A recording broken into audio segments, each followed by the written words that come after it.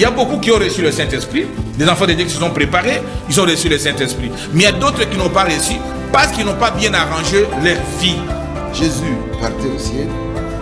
Il a dit, je ne vous laisserai pas orphelin. Je viendrai en vous. Le baptême du Saint-Esprit amène Dieu en vous. Et Dieu s'appelle Jésus.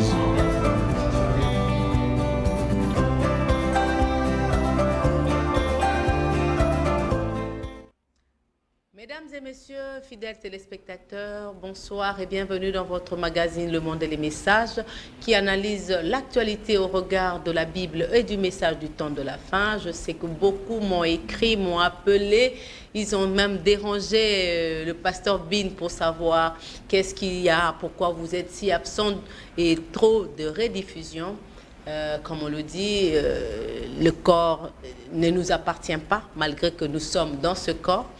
Il y a quelques dérangements, c'était un problème de santé et nous sommes de retour. Donc nous, la grande équipe, nous sommes là pour vous servir, aider les enfants de Dieu à ajouter une lumière à leur lanterne, pourquoi pas aussi nettoyer la lampe pour qu'elle puisse briller et ne plus fumer. Donc nous sommes là pour vous, de retour en forme. J'ai dit mon mari là-bas, prompt rétablissement là où tu es, c'est lui qui était malade, donc je devais l'assister en tant que sa partenaire privilégiée. Son âme sœur. Alors c'est comme ça que je ne pouvais pas être de vôtre. Amen. Mais je suis de retour, comme je l'ai dit, on va travailler tout ce mois de mars. Merci à toutes les personnes qui se sont souciées de savoir pourquoi on ne travaillait pas. Merci surtout, j'étais flattée d'écouter le président nous parler de la République démocratique du Congo qui est en douleur de l'affrontement. Là, je suppose que quelque part aussi, il nous écoute. Certainement. Que Dieu bénisse tous ceux qui nous suivent de loin, de près, Amen. partout dans les différents continents. Le Monde et les Messages est là pour vous servir, pour répondre à vos préoccupations, pour vous apporter un plus dans l'édification de votre marche chrétienne. Je ne suis pas seule, comme je l'ai dit d'habitude, j'aime bien mon interlocuteur, mon invité. Moi, maintenant, je commence à l'appeler mon co-présentateur. Parce que ce que nous faisons, comme les gens me disent, c'est grandiose et que Dieu vous bénisse richement pour la confiance que vous n'arrêtez pas de nous accorder. Bonsoir, pasteur Bindiadi. Bonsoir, c'est Monica Congolo. Que Dieu vous bénisse richement. Qu'il vous bénisse richement. Et merci pour votre disponibilité. En tout cas, on n'a pas cessé de prier pour votre cher époux. Merci beaucoup. Et nous remercions Dieu pour sa guérison. Merci. Que la gloire revienne à notre Seigneur Jésus. Merci. Nous remercions des millions et des milliers d'internautes et de téléspectateurs qui nous ont écrit. Nous les avons manqués parce que nous l'avons manqué plutôt parce que il y avait que la diffusion, la sœur Monica en a déjà parlé, et cela nous donne le courage de servir le Seigneur, peu importe les circonstances. Parce que il est bon dans le bon et dans les jours, dans les mauvais jours, nous devons aimer le Seigneur Jésus-Christ. Exactement. Ainsi, sœur Monica, comme nous avons repris, je voudrais toujours commencer avec la Bible. Il est écrit, sœur Monica, sache que dans les derniers jours, il y aura des temps difficiles, car les hommes seront égoïstes, fafarons, amis de l'argent, blasphémateurs, rebelles à leurs parents, ennemis des gens des biens, traîtres, aimant les plaisirs plus que Dieu, l'amour de plusieurs refroidira. C'est Monica, mais Paul pose une question. Dans Romains 3, 8, il dit ceci. Mais si notre injustice établit la justice de Dieu, qui dirons-nous donc? Dieu est-il juste quand il déchaîne sa colère? Paul dit, je parle de la manière des hommes. Ainsi, la justice de Dieu, il y en aura, la colère de Dieu, il y en aura certainement. C'est lui qui aime son frère, demeure dans l'amour de Dieu. Mais Branham nous dit, celui qui n'a pas l'amour, il y a 5 caractéristiques. Il vit dans les ténèbres, il marche dans les ténèbres, il est aveugle, il est meurtrier, et il est mateur. Que Dieu bénisse. Que Dieu bénisse. Ça, c'est une autre révélation. Amen, amen. Nous y reviendrons. Amen, amen, en tout cas, dans les jours qui viennent. Amen, on parlera un peu de celui qui n'a pas l'amour de Dieu. Amen. Comme ça, on pourra voir les œuvres qui en découlent. Exactement. Parce que tout le monde dit j'aime. Mais réellement, il y a un modèle que la Bible nous a donné pour reconnaître réellement ceux qui ont l'amour de Dieu. Et ceux qui n'en ont pas. Exactement. Pasteur Bin, avant qu'on entre dans le vif de notre sujet de ce soir, je voudrais quand même répondre à toutes les questions. Oui. Je ne répondrai pas à toutes les questions parce qu'il y a certaines questions qui se sont répétées ou bien qui vont dans le même sens et j'essaie de les... Mamonika, si votre permission, je voudrais dire à des frères qui nous écrivent, qui nous posent des questions, évitez de poser plus de 10 questions, 20 questions à la fois. Si vous posez des questions, 2, 3, on peut répondre. Parce que 20, 30 questions, en tout cas, on ne saura pas bien répondre. Des questions rallongent. Exactement. En tout cas, essayez de l'aider aussi. Exactement. Je prends juste l'essentiel. Toutes autres questions-là, je ne pense pas que je vais poser ça devant tout le monde. Souvent, je vous donne le numéro de Pasteur Bin. Comme ça, vous causez en privé. Mais ce qui édifie tout le monde, je pense que j'amène ça pour pouvoir aider aussi tout le monde. Est-ce qu'un homme divorcé et remarié peut-il être un pasteur, un prédicateur, un évangéliste, donc être un Éphésiens 4? Parce qu'aujourd'hui, selon lui, la plupart des églises sont conduites par des hommes divorcés, remariés, alors qu'ils tiennent la Bible et prêchent l'évangile. Est-ce que ces gens-là sont autorisés à prêcher encore l'évangile? Sœur Monica, la dernière cartouche qui est entre les mains de Dieu pour révéler le message à son prophète, c'est le mariage et le divorce. Je ne prêche pas le mariage et le divorce, je suis ministre de l'évangile, mais nous devons dire la vérité telle qu'elle est. Nous sommes au temps de la lumière, nous ne sommes plus dans les ténèbres. Et William Branham, que nous croyons notre prophète, avait déjà répondu à cette question, en a donné aussi l'exemple. Il dit la question-réponse sur Hébreux chapitre 7, il dit, si moi, William Branham, je divorce avec mon épouse Meda, je dois quitter la chair. Il a pris l'exemple de son fils, Billy Paul, qui était son secrétaire, qui était divorcé. Vous connaissez les conditions, je ne vais pas revenir sur la télévision. Mais de toute sa vie jusqu'à sa mort, à 82 à 85 ans, Billy Paul n'a jamais prêché parce qu'il s'est divorcé. Mais quel est cet attendement des Congolais, des Africains, et aujourd'hui quelqu'un qui est divorcé et qui prend la charge de conduire une église? Il n'y a pas de réflexion. Quelqu'un peut prétendre prêcher parce qu'il a un ministère, mais selon le message, la lumière du temps du soir, il n'est pas permis de prêcher parce qu'il est divorcé. Et remarié. Pour cet homme, il serait prudent d'être dans le bas et commencer à prier Dieu parce que ce n'est pas seulement prêcher qu'on va amener les gens au ciel. Le Congo, en Afrique, partout aujourd'hui, on pense qu'être pasteur, c'est un privilège d'aller au ciel. Au contraire, c'est une responsabilité. Et toute responsabilité, nous allons revenir sur Monica, on va donner les 17 critères d'un vrai serviteur de Dieu. Et pourtant, Paul dit dans 1 Timothée chapitre 4, verset 12, il dit un vrai serviteur de Dieu a 5 modèles. Il doit être un modèle à parole, un modèle à pureté, un modèle à foi, un modèle en amour et un modèle à piété. Mais vous n'avez pas cette pureté parce que tout le monde connaît que vous étiez divorcé. Mais alors, vous ferez votre église, une église est divorcée. Ce n'est pas la parole de Dieu. Nous devons rester avec ce que Branham a dit parce que c'est une révélation. Les pentecôtistes qui n'ont pas la révélation, ils répondront devant Dieu. Mais vous qui avez la lumière, comment vous allez vous comporter comme ceux qui n'ont pas la lumière? Peu importe les raisons que vous allez avancer, ce n'est pas la parole de Dieu. Donc, il n'a pas droit de prêcher. Que Dieu bénisse. Quand vous avez évoqué le problème de Billy Paul, la même personne a posé encore une autre question. Il dit, qu'en est-il de Billy Paul, lui qui était un divorcé? Oui, mais ce que je dis, Billy Paul était divorcé, les conditions vous en connaissez. Mais depuis toute sa mort, toute sa vie, c'est un grand homme qui avait témoigné le message. Quand vous suivez le témoignage de Billy Paul, vous sentez même l'onction. Mais il n'a jamais prêché. Billy Paul n'a jamais prêché. Au contraire, c'est son petit frère Joseph qui est en train de prêcher. N'était cette interdiction formelle. Si la parole de Dieu doit être respectée par Branham lui-même. Mais qu'en est-il de nous les autres? Donc la parole de Dieu, Dieu ne fait exception de personne. Donc exactement ça. Billy Paul est resté fidèle à cette parole-là. Au contraire, c'est lui qui devait nous citer. C'est comme Marie. Nous disons que non, les femmes ne peuvent pas prêcher. Mais si la personne devait prêcher, c'est Marie. Marie connaissait la vie de Jésus depuis le début jusqu'à la fin.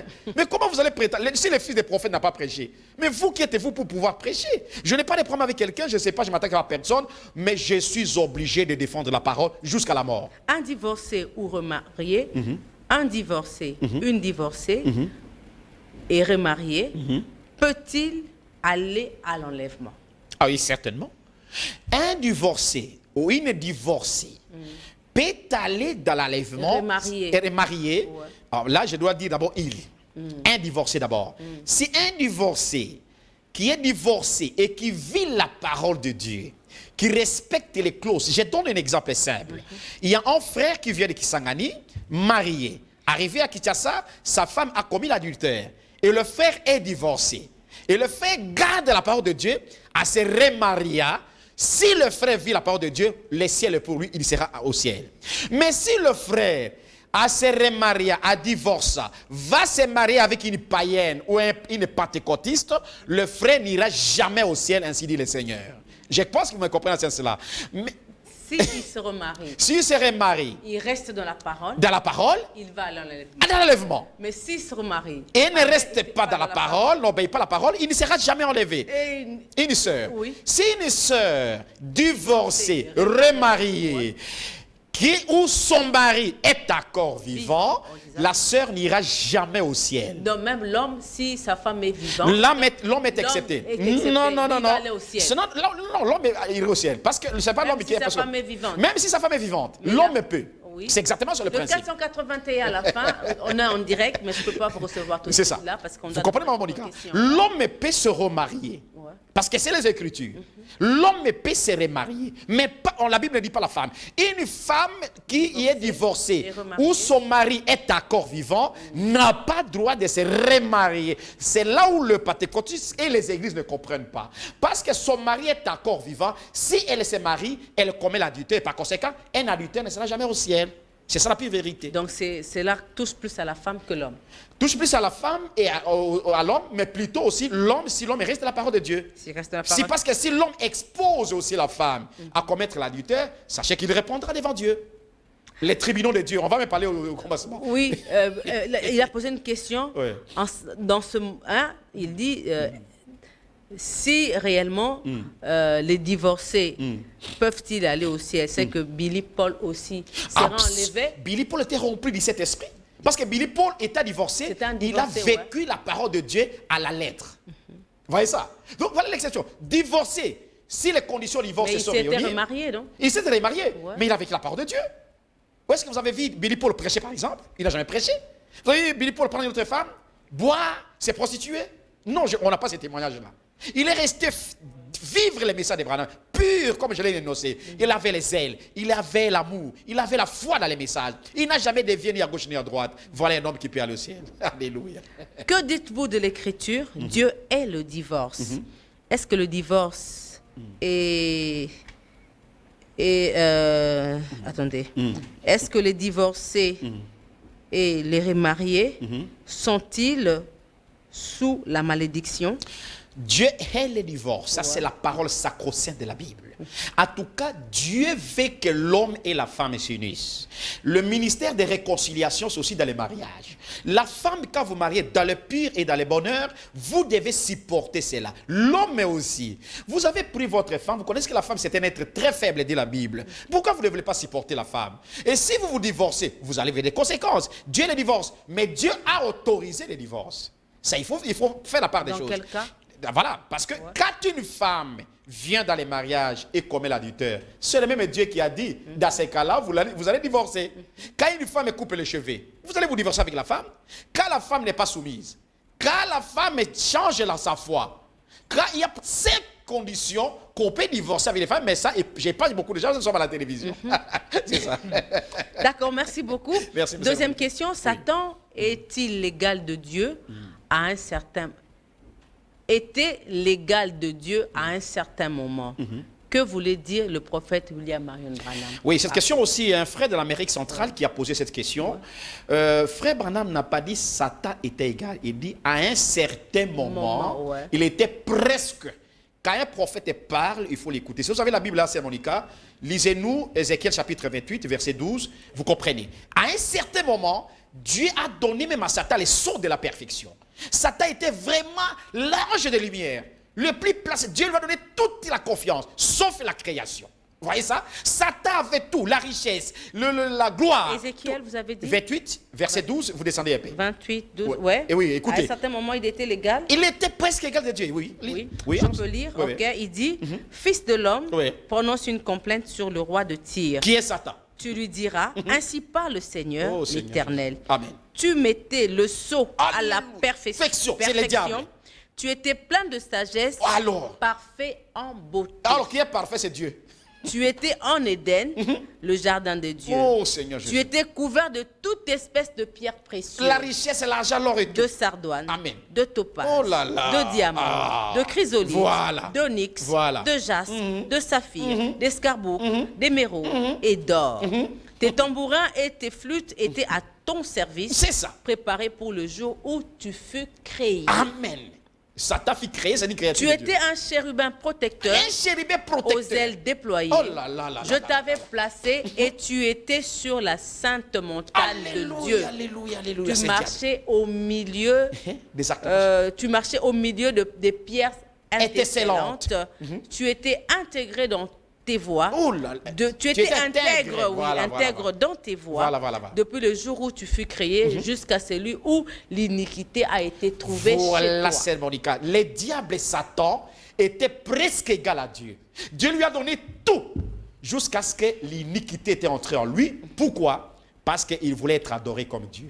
Tous les efforts que le diable fait dans nos églises à travers le monde, c'est d'être adoré. Il a même dit à Jésus, adore-moi. Vous voyez ça?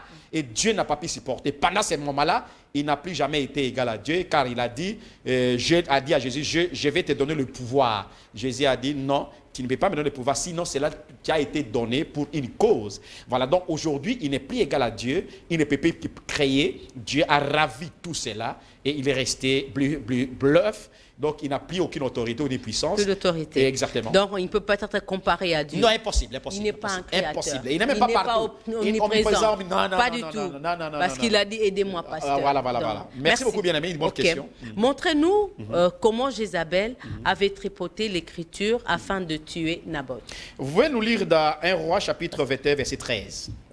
1 Roi, verset 13. Verset 13. 1 Roi 21. 13, oui.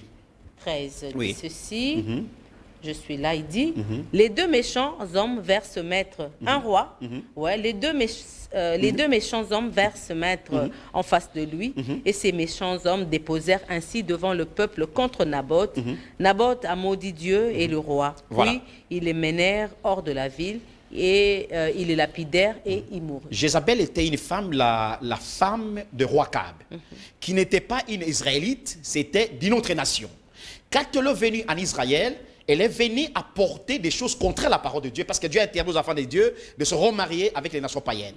Et elle a apporté en Israël l'idolâtrie, elle a apporté les coutumes païennes, et elle a apporté Baal, Astarté et consorts. Maintenant, parce que c'est une femme intelligente qui voulait enseigner comme beaucoup de femmes prêchent, pourquoi la femme ne peut pas prêcher, c'est Monica, elle connaissait certaines écritures de la Bible. Elle connaissait que selon la loi de Dieu, pour tuer une personne, il faut les témoignages de deux témoins, de deux personnes. Qu'est-ce qu'elle a fait? Elle est allée corrompre les deux témoins pour ravir les chats de Naboth. J'aime bien cette histoire-là. Les chats de Naboth. Naboth était le propriétaire des chats extraordinaires. Même le roi n'en a pas. Maintenant, qu'est-ce qu'il a dit? Il a dit à deux témoins, vous allez mentir que Naboth a maudit Dieu et a injuré le roi. Or, en Israël, maudire Dieu et injurer le roi méritait la lapidation. Et les deux témoins étaient corrompus, ils sont venus là. Ils disent, oui, nous jurons au nom de Dieu. Naboth a injuré Dieu, a injuré le roi, et directement, on l'a lapidé. Voilà une écriture mal interprétée, une écriture mal placée, a provoqué la mort d'un saint de Dieu qui était Naboth. Voilà comment la femme ne peut pas prêcher, parce qu'elle va toujours tribuger les mauvaises interprétations de la parole de Dieu. Le frère Joseph de Lubumbashi pose la question de savoir est-ce que l'apostasie est-elle physique ou spirituelle? Démontrez-le. Sœur Monica, l'apostasie par définition, c'est l'abandon de la foi. Or, l'abandon de la foi, quand la personne abandonne la foi, vous êtes en train de remarquer quelqu'un qui croyait que Jésus-Christ est Dieu, il quitte, il ne croit même pas en Jésus-Christ. Vous allez pouvoir observer cela. L'apostasie, exemple l'église catholique, qui commence à dire que non, le pape, un homme peut se marier avec un homme, une femme peut se marier avec une femme. J'étais avec un pasteur même de néo-apostolique qui nous apprécie beaucoup dans cette émission. Merci. Parce qu'eux aussi néo-apostoliques, ils ont quitté la même voie, ils sont entrés dans la même voie. Alors, si la personne quitte la voie de la parole de Dieu et croit les mensonges, c'est remarquable. Donc l'apostasie est remarquable par la parole de Dieu qu'on peut identifier, tester la personne qui a quitté. Donc elle est physique et spirituelle. Elle est physique et spirituelle. Ok. Oui. Y a-t-il une écriture où le prophète Branham nous demande de célébrer l'anniversaire d'une église? Bible et brochure à la clé, si vous pouvez démontrer, parce qu'il voit certains célébrer. Bien-aimé, sincèrement, je ne connais pas une écriture qu'on peut célébrer. Mais simplement, je sais que Frère Branham disait de célébrer la Pentecôte, par exemple, le jubilé de Pentecôte. Il disait à son église que comme la Pentecôte était tombée à Sousa, à l'Assis, et en 1956, il a dit maintenant, ça fait 50 ans, on peut célébrer cela. Mais nous ne voulons pas l'esprit de célébration. Tout ce qui devient une tradition, ça devient un péché. Même nos églises. Je dis ça à un pasteur. Quand la Sainte Seine devient une tradition, ça devient le péché. C'est-à-dire on les fait par les formes simplement. Les gens ne se convertissent pas. Les gens ne sont plus sincères avec Dieu. Tout ce que nous faisons qui est devenu tradition, ce n'est plus la parole de Dieu. Et pourquoi mettez-vous plus d'accent sur le fait que, en regardant le foot, ils deviennent des idoles? Que dites-vous de celui qui est tout le temps ou toujours devant la télé, son statut, donc le WhatsApp et autre chose? Ça, c'est pas de l'idolâtrie? Mon frère bien-aimé, tout ce que vous aimez avant Dieu et vous placez devant Dieu, c'est une idolâtrie. C'est ce que Branham dit et la Bible dit. Tout ce que vous aimez plus, si vous aimez votre femme plus que Jésus, votre femme devient idolâtre. Si vous aimez votre mari, il devient idolâtre. Si vous aimez vos enfants, idolâtre. S'il vous plaît, vous avez dit, quand même, là vous êtes plus que Dieu. Comment faire? Comment arriver à aimer un homme plus que Dieu ou une femme plus que Dieu? Mais bien sûr, il y a des hommes, c'est Monica, et il aime sa femme plus que Dieu. Sa femme est devenue déesse. Je ne peux pas en citer. Wow. Pas exactement ça. Alors, maintenant, vous voyez que même les téléphones, nous avons dit avec vous, les 7 pièges du diable. Les téléphones, c'est un Dieu qui va séduire l'humanité. La télévision, c'est Dieu. Mais nous ne sommes pas trop formalistes, comme peut-être extrémistes, comme on peut le dire. Quand vous regardez la télévision et le téléphone, s'il y a des mauvaises images, que vous voyez dépasser ces mauvaises images, quand il y a des images instructives, vous allez dire que non, ça peut m'aider. Mais quand vous voyez le foot, Branham qui a cité ça, pas moi. Alors, allez discuter avec Branham. Branham me dit, tout celui qui regarde le foot devient son Dieu minuscule. C'est ainsi dit le Seigneur, mon frère. Et tout celui qui est devant son statut de WhatsApp à tout moment, cela aussi devient son Dieu. Je n'ai pas lu Branham, mais un chrétien. Aujourd'hui, ça fait mal, c'est Monica. Wow. J'essaie des pasteurs, des prédicateurs, même des frères. Depuis, j'ai suivi dans certains groupes de WhatsApp et des réseaux sociaux, c'est Monica. Comme le frère n'est plus pris, il est 6 heures avec 3 heures. Quand est-ce que le frère va prier? Quand est-ce que la sœur va lire la Bible? Quand est-ce que tout ça? Que Dieu vienne, franchement, nous sommes fatigués. Que Dieu vienne. Amen. Nous revenons à notre sujet de ce soir. Oh Seigneur Jésus. Ce soir, nous avons fait un constat. La parole de Dieu est prêchée dans toutes nos églises aujourd'hui. Chaque pasteur s'est dit être dans le vrai. C'est lui qui a rencontré Dieu et amène un message pour le peuple de Dieu qu'il dirige ou qu'il conduit. Il y a certains qui sont derrière le prophète William Marion Branham, croyant que c'est lui qui a vu Dieu, qui a amené les messages pour cet âge de la fin. Exactement.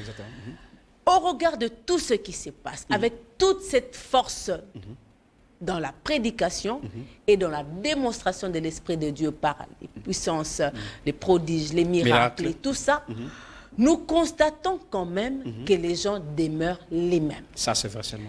Malgré tout ce qui se prêche dans nos églises, malgré tout ce qu'on peut y aller, on peut crier Amen, on peut sauter, rouler, mais quand on y sort, les gens gardent leur nature. On a réfléchi, on a pensé, et on est allé jusqu'à trouver qu'il y a aussi les témoins de Satan dans nos églises. C'est pourquoi ce soir, nous parlons sur les 3 témoins de Satan dans nos églises. Alléluia. Parce qu'on ne comprend plus rien. La parole est efficace. La parole est prêchée. Jésus-Christ s'est manifesté. Hébreux 13:8 est démontré. Les signes sont vivants. Visibles. C'est le monde. Personne ne peut douter. Amen. Mais qu'est-ce qui fait que les gens demeurent les mêmes? Ah, Seigneur Jésus. Comment expliquez-vous cet état de choses? C'est Monica. Avant que j'arrive à cette réponse, je voudrais que vous m'aidiez à lire 1 Pierre 4, 17. 1 Pierre 4. 1 Pierre, chapitre 4, verset 17. 1 Pierre 4. 4, 17. Mes frères, retenez ce verset, réalisez ce verset 4, à la maison. 17. 1 Pierre 4, 17. 17 dit ceci. Car c'est le moment où le jugement va commencer par la maison de Dieu. Et il va commencer où c'est? Par la maison de Dieu. Continue. Il dit, car c'est le moment où le jugement va commencer par la maison de Dieu. Or, si c'est par nous qu'il commence, Alléluia. donc le jugement, Très bien. quelle sera la fin de ceux qui n'obéissent pas à l'évangile de Dieu? Amen. C'est Monica complétée avec Jean chapitre 5, verset 24. Jean 5, 24. 24. Jean Chapitre 5, 5, verset 24. Je suis là. 5, 24. Il dit ceci. En vérité, je vous le dis. Celui qui écoute ma parole et qui croit à celui qui m'a envoyé a la vie et ne vient point à la vie éternelle et ne vient point en jugement, mais il est passé de la mort à la vie. Alors, Sœur Monica, pour répondre à votre question, quand nous consultons la Bible, le livre sacré, l'essai Paul nous dit qu'il y a des sortes de tribunaux. Je dis bien, Sœur Monica. Deux sortes de des tribunaux. Comme le monde, il y a des tribunaux. C'est Paul, même Branham aussi nous dit que Dieu aussi a ses tribunaux. L'essai Paul nous dit qu'il y a des sortes de tribunaux, les tribunaux humains et les tribunaux humains et les tribunaux de Christ. Et si vous pouvez lire ça pour avoir beaucoup de précision, 1 Corinthiens 4 et 3. 1 Corinthiens 4 et 3 qu'on appelle tri-humains, pas les tripins. Corinthiens 4, 3. 4, voilà. Il dit, pour moi, il m'importe fort peu d'être jugé par vous ou par un tribunal humain. Je ne me juge pas non plus moi-même, Voilà ce que nous devons faire. car je ne me sens coupable de Rien. Est-ce que l'Église peut parvenir à dire les tribunaux humains d'abord? Alors, deuxième tribunal, c'est le tribunal de Christ, 2 Corinthiens 5 et 10. Les tri-Christ ou tri-Dieu. Alléluia. Les tribunaux. 1 Corinthiens 4, Non, 3. Et puis c'était tribunal... de Christ. oui, c'était 1 Corinthiens... 2 Corinthiens 5 10. 2 Corinthiens 5, 10. Il y a deux tribunaux, retenez bien aimés. Le monde sera jugé par 2 Dieu. Corinthiens 5, 5, 10. ouais, 10 dit ceci. Car il nous faut tous comparaître devant le tribunal de Christ. Dieu soit loué. Car il nous faut tous comparaître devant les tribunaux de Christ, afin que chacun reçoive selon le bien ou le mal qu'il aurait fait étant dans son corps. Sœur Monica, vous avez commencé d'abord à dire que les jugements commencent dans la maison de Dieu. Or, nous comprenons par là qu'il y a des sortes de tribunaux. Un tribunal, c'est l'endroit où on aura justice. Il y a les tribunaux humains qu'on appelle tri-humains, et il y a les tribunaux de Christ qu'on appelle tri-Christ. Alors, maintenant, les tribunaux humains, les juges sont partials, corrompus, faillibles, influencés, incertains et uniques. Mais le tribunal de Dieu est impartial, équitable, invariable, saint et juste. Et seul, comme Branham le dit, personne n'échappera au jugement de Dieu. C'est Monica, pour répondre à votre question. Vous savez, dans chaque tribunal, les livres de référence, c'est les livres de loi. Et notre tribunal de Dieu, les livres de référence, c'est la Bible. Si vous voyez tout ce que nous sommes en train de voir, parce que les gens ont abandonné le plein évangile qui est la Bible. Et Parachef a fait ce que Branham a dit. Écoutez, Branham dit, Dieu tue sa parole, paragraphe 3. Certaines personnes ont une conscience tellement chargée de culpabilité qu'elles ne veillent pas à frotter les jugements. Vous n'échapperez jamais au jugement de Dieu, qui que vous soyez. Président, pasteur, pape, évêque, archevêque, diacre, frère, sœur. On peut tromper les hommes, on ne trompera jamais Dieu. Personne ne peut échapper au tribunal de Dieu. Rappelez-vous, quand les enfants d'Israël sont sortis dans le désert à Kadesh Barnea, ils étaient devant le tribunal de Dieu. Les 12 sont partis explorer. Les 2 ont dit que nous pouvons entrer. Les 10 ont refusé parce qu'ils n'ont pas obéi à la parole. Voilà la réponse que je peux donner, c'est Monica. C'est par manque d'obéissance à la parole de Dieu que nous assistons à tout ce qui se passe dans nos églises. Tout ce qui se passe dans nos églises. Waouh! Ouais. Dieu, aujourd'hui, comme je l'ai dit, nous allons parler sur les 3 témoins de Satan. Vous reconnaissez au moins que Dieu a ses témoins dans l'Église. C'est Monica, Dieu a ses véritables témoins parce que Jésus a dit dans l'Acte des Apôtres, vous serez mes témoins à Jérusalem, à Judée, jusqu'aux extrémités de la terre. Dieu a les véritables témoins dans l'Église qui défendent, je sais la présence de Dieu, qui défendent la vérité. Alléluia. Voilà comment l'Écriture vient. Je n'ai même pas préparé ça. Les témoins de Dieu sont dans l'Église parce qu'ils ont reçu le Saint-Esprit qui est le véritable témoignage. Et Satan aussi a ses témoins dans l'Église. Selon William Branham, les prophètes de la bouche autorisée, les prophètes du temps de la fin, Branham me dit que Satan a ses 3 témoins dans l'Église. Les diables. Il a mis ses 3 témoins dans les églises. Toutes les églises, peu importe. Qu'on s'appelle ciel tabernacle, qu'on s'appelle paradis tabernacle, même arc-en-ciel tabernacle, oh Jésus tabernacle. Ils ont tous 3 témoins là. 3 témoins de Satan dans l'église. Quel que soit le niveau du Saint-Esprit qu'on peut avoir. Même si Jésus me descendait comme ça, il y a 3 témoins. Donc même dans son église, lui-même il y avait 3 témoins de Satan. C'est Monica, plein d'ailleurs. Et aujourd'hui, dans nos églises, ils y sont pleins. On va décortiquer aujourd'hui. Les 3 témoins de Satan dans nos églises, voilà. Qui sont-ils? Très bien. Le premier témoin de Satan dans l'église s'appelle Monsieur ou Madame l'incrédule. Il est croyant. Elle est croyante. Il ou elle s'appelle Madame ou Monsieur l'incrédule. Ça, c'est le premier témoin de Satan dans l'église. Alléluia. Ça, c'est Branham. Prédication procès. Alléluia. J'ai parlé? Oui, oui. Deuxième témoin. Madame ou Monsieur sceptique dans l'église, les sceptiques, c'est le deuxième témoin de Satan dans l'église. Le premier, c'est l'incrédule. Deuxième, c'est le sceptique. Et le troisième, le plus grand qui nous attaque, nous tous, le troisième témoin de Satan dans l'église, c'est Monsieur et Madame les patients. Et vous reconnaissez que ces 3 témoins-là nous font souffrir aujourd'hui dans nos églises. Nous font souffrir. Ils sont à la cause des divisions, des querelles, des disputes, des inimitiés. Ils sont là pour des barrières. Ils vont chez le pasteur Bing pour apporter quelque chose au pasteur Richard. Il fait ceci au pasteur. Je me pose des questions. Voilà, est-ce qu'ils viennent vraiment à l'église? Mais c'est Dieu qui a accompli sa parole. Et l'épouse ne sait même plus parler le même langage. Comment l'épouse peut parler d'autant plus que les 3 témoins nous font guerre à l'église? Messieurs les crédules, madame est sceptique et le frère est patient. Et comment ils œuvrent dans nos églises? Parce que ce sont des gens qui troublent.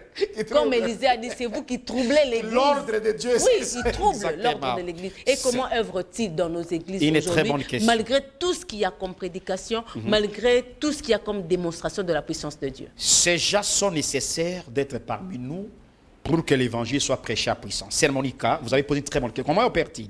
D'abord, messieurs les crédules, c'est qui? C'est celui qui est d'abord croyant, qui ne croit pas totalement la parole de Dieu et ne veut pas croire. Soit il nie un mystère, soit il accepte une partie, soit il rejette une partie. Et sa déposition à celle-ci, il peut vous dire que la promesse de Dieu n'est pas vraie. Il peut vous dire qu'une partie de l'écriture vers l'autre n'est pas vraie. Il peut aussi vous dire que non, il peut affirmer être croyant, mais sa vie et sa conception de la parole ne témoignent pas la véritable approbation de la parole de Dieu. Il est monsieur l'incrédule ou madame l'incrédule. Il est à l'église, il chante, il prêche à la chair, il danse, il parle la langue, il donne des messages, il est ceci, il est propre, il est béni même à l'église, mais c'est un monsieur incroyant. Il a même la première place dans l'église. Il donne même la dîme, il est consomme des dîmes. Il témoigne même dans les églises. Il tient même la Bible et les brochures. Mais ces messieurs s'appellent ces messieurs incrédules. Quand vous le soumettez devant une vérité scripturaire, il vous dira, écoutez, non, moi je ne crois pas à Marc 16. Comment Branham est-il prophète alors que Branham est mort par accident? Voilà les argumentaires qui bougent. Voilà, messieurs les crédules, ils sont dans l'église. Vous lui dites comment? Non, l'enlèvement, les milléniums a déjà eu lié, l'enlèvement et consort, non, nous sommes tous des Éphésiens 4. Les Éphésiens 4, oui, tout ça et consort. Et si on peut avoir l'argent, il y a certains versets de la Bible qu'on ne peut pas citer à l'église. Par exemple, quand Jésus disait qu'il est difficile à un riche d'entrer dans les chameaux, comme il est dit, non, ça ce n'est pas un vrai langage biblique. Donc il change, alléluia, il change la parole de Dieu selon leur gré. Voilà, messieurs, les crédits. Oui. Je donne un exemple. Oui. Par exemple, Judas. Par exemple, dont j'ai parlé, les 10 espions qui sont partis, sont sortis des croyants. Ils ont été sous la colonne de feu. Ils étaient avec Moïse. Ils avaient la loi. Ils avaient la nuée. Ils avaient vu les grands miracles. Mais ils arrivent là, ils les ont dit, écoutez, nous, devant les Anacs, nous sommes comme des sauterelles. Et Branham me pose la question, si devant les Anacs, vous étiez comme des sauterelles, mais comment étiez-vous devant Pharaon? Pharaon était le plus puissant. Voilà comment Messie est crédu. Il est incrédule totalement à la parole de Dieu. Le sceptique? Très bien. Merci beaucoup, Sœur Monica. Ouais. Un sceptique, c'est un douteur, n'affirme rien. Il tient leur jugement en suspens sur chaque déclaration de la Bible. Il n'y a rien de certain. Si quelque chose n'est pas prouvé, il ne croit pas. Mais sa vie, il peut venir à l'église, mais sa vie est contraire à la parole de Dieu. Ou sa vie est contraire au message du temps de la fin. Exemple, toutes les promesses liées à ce temps, il ne croira jamais. Je peux donner un exemple de la Bible que les gens comprennent bien. Il y avait un monsieur sceptique au temps d'Élysée. Quand il y avait la famine, le prophète a dit, ainsi dit le Seigneur, aujourd'hui, même si une tasse de riz est arrivée à $20, mais ainsi dit le Seigneur, vous acheterez la tasse de riz à $1. Et le monsieur sceptique a dit, même si Dieu fait des fenêtres au ciel, je ne croirai jamais ça. Le prophète lui a dit, ainsi dit le Seigneur, tu verras cela, mais tu mourras. Le même jour, les jours suivants, il a vu une tasse de riz descendre à $1 et il est mort sur place. Voilà, monsieur. Comment tu peux avoir le raisonnement d'être sceptique à ce niveau pour dire que même si Dieu fait les fenêtres, voilà, ce genre de personnes sont dans les églises. Ils sont là parmi nous. Ils mènent des vies comme des frères. Ils sont frères à l'église. Au quartier, ils ne sont pas frères. Au bureau, ils ne sont pas frères. Dans les affaires, ils ne sont pas frères. Dans leurs activités, ils ne sont pas des frères. Ils sont frères seulement à l'église. Voilà le monsieur sceptique. Ah, j'aimais ça religieux aujourd'hui. Et l'impatient? Très bien, c'est Monica. C'est la condition la plus sine qua non que nous trouvons dans nos églises. Branham me prêche dans une prédication appelée la loi. Branham me dit l'empressement et le manque de patience, c'était danger qui gangrène les enfants de Dieu. Qu'est-ce que c'est, messieurs les patients ou madame les patientes? Branham me dit, celui qui manque la patience dans la souffrance, comme vous venez de passer avec votre mari dans la souffrance, vous commencez à poser question à Dieu. Pourquoi seulement vous? Accuser Dieu. Accuser Dieu. Pourquoi tous les malheurs? Je ne veux pas que vous soyez la seule, madame est patiente. Pourquoi tous ces malheurs? On se pose beaucoup de questions. C'est ça, monsieur l'impatient. C'est pas possible. Oui, c'est pas possible. Et Branham me dit que dans quelques mal, dans l'attente d'une réponse, ils n'ont jamais été patients. Branham me dit, ils ne supportent pas de souffrir. Ah, voilà cette catégorie de personnes. Il peut même voler le gouvernement congolais. Il peut même faire d'alliance avec les diables pour gagner l'argent. Quand il avait une voiture et que la voiture est à panne, il est capable d'aller toucher les gris-gris. Surtout au Congo, il y a des frères et des sœurs qui ont des produits traditionnels dans les églises. Leur maman garde pour eux les fétiches. Ils ont des fétiches familiales. C'est-à-dire, nous te donnons ça. C'est toi qui vas... Eh mais il est à l'église. Il ne veut pas souffrir. Maintenant, Branham me donne l'exemple, regardez. Quand les enfants d'Israël sont sortis, il y avait, il y a Moïse qui est parti, qui est allé à la montagne. Mais tellement qu'il y avait beaucoup de messieurs et de madames impatients, ils ont dit à Aaron, non, on ne sait pas ce que c'est Moïse est devenu, nous voulons faire un veau d'or. À cause de marquer la patience. C'est Monica. Beaucoup de gens, je dis comme serviteur de Dieu, visés, beaucoup de gens qui ont la lumière éclairée, beaucoup de gens iront en affaire à cause d'avoir marqué la patience. Madame les patients et messieurs les patients, voilà les trois catégories de personnes que nous avons. Il y a quelqu'un qui dit contextualiser tout ça avec des exemples concrets dans nos églises aujourd'hui. Ah, d'un exemple d'un incrédule dans nos églises, les sceptiques et l'impatient. Très bien. Par exemple, dans nos églises, ouais, dans nos églises, vous trouvez un frère où on prie pour lui. On lui dit que Marc 16 est vrai, vous serez guéris, voici les signes et les miracles qui accompagneront ceux qui ont cru. Pour ces frères-là, il ne peut pas accepter cette écriture-là. Donc, il ne croit jamais à la guérison divine. Même s'il voit déjà témoigner, il va se poser la question, non, ses frères ne sont pas guéris. C'est comme ici à la place de ses frères-là. Voilà, monsieur l'incrédule. Mais Branham dit, monsieur ou madame sceptique, ouais. C'est-à-dire, c'est une personne dans nos églises, ce sont des frères et des sœurs. Tout ce qui se passe à l'église, ça ne les concerne pas. Ce sont des figurants. Des figurants. Donc lui vient à l'église pour la formalité. Mais... Et ils sont premiers à colporter tout ce qui se passe dans l'église. Je m'ai complété. Quand il s'agit de la division, c'est lui qui verra, qui ira voir à frère Binjadi. Toi, tu as un ministère. Moi, j'ai l'argent, je vais contribuer les chaises pour continuer à constituer une église. Ils sont là. Ce monsieur est là. Madame est là. Même sur le démontre combat, il est là pour mettre la division dans l'église de Dieu vivant. Et le dernier, nous avons dit, messieurs, les patients. Ce sont des frères. Il arrive, par exemple, au Barou Tabernacle. Il est venu chercher l'argent. Il ne trouve pas. Il est à Shekinah demain. Après-demain, il est au Ciel Tabernacle, Logos Tabernacle, Bingel Tabernacle. Il peut changer toutes les églises parce qu'il marque la patience. Ils sont pleins dans nos églises. Exactement, c'est ça, bien-aimé. Et comment lutter contre leur influence dans nos églises? Et que faire pour garder sa foi et ne pas verser dans de telles pratiques pour ne pas se perdre? Branham dit il y a 3 témoins de Dieu. Le premier témoin de Dieu, c'est le prophète. Quand Dieu avait un prophète, le prophète vient avec le message pour que les Éphésiens 4, qui sont les deuxièmes témoins de Dieu, voilà comment les témoins témoignent. Quand un prophète vient avec le message, il envoie ses serviteurs, les auxiliaires, pour apporter la parole de Dieu, afin d'éclairer les enfants de Dieu. Et les véritables troisièmes témoins, ce sont nous, les enfants de Dieu, qui devons prendre, parce que nous avons commencé à lire l'Écriture, que non, les enfants de Dieu, parce que la preuve de cet esprit, c'est ceux qui obéissent. Dieu donne cet esprit. Je peux prendre les appels. Alors, allons-y. Oui, vous pouvez appeler, parce que je vois les numéros qui m'appellent là. Oui. Si vous pouvez appeler, nous sommes en direct. Alors, oui, vous pouvez le vrai remède, Sœur Monica, et pour éviter de tomber chez les 3 agents de Satan, ou les 3 témoins de Satan, nous devons quitter de l'incrédulité. Nous devons quitter le sceptisme, c'est-à-dire le doute, l'évidence scientifique. Nous devons quitter de l'impatience et revenir à la volonté de Dieu, être certain de Dieu. C'est pourquoi Branham a prêché un sermon intitulé « Soyez certains de Dieu ». Oh, quand vous voyez Dieu dans la Bible, remplacé par Dieu, par la parole de Dieu, revenons à la parole de Dieu et obéissons cette parole selon la recommandation de ce que Dieu a donné à son prophète, qui est William Marion Branham, ainsi en nous préparant chaque jour et en étant prêt pour la seconde venue et l'enlèvement du Seigneur Jésus-Christ.